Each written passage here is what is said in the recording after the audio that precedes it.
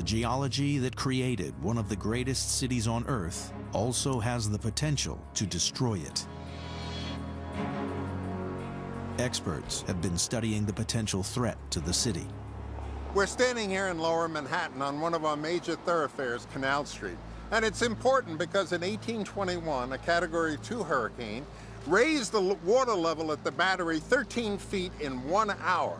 And literally, the Hudson River met the East River, and Canal Street was covered by water, and Manhattan was actually 2 islands for 3 hours until the water receded.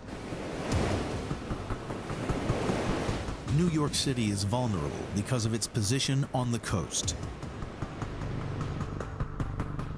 Long Island stretches northeast at a right angle from the New Jersey shore. New York City is nestled behind the western end of Long Island. Normally, the island protects the city from the sea. But when hurricanes threaten, the opposite is true. Long Island becomes a dangerous liability. Hurricanes racing north along the beaches of the Atlantic coast pile up huge bulges of water in front of them. They're called storm surges. Hitting the right-angle junction at Long Island, the winds funnel the storm surge in through the Narrows, the gap between Long Island and New Jersey.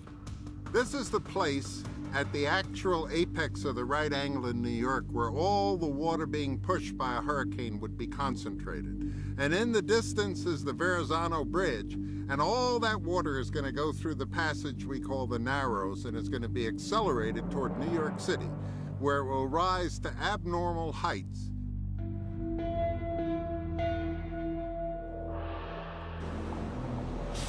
Experts believe that in the United States, New York is the third most vulnerable city after Miami and New Orleans to a hurricane disaster.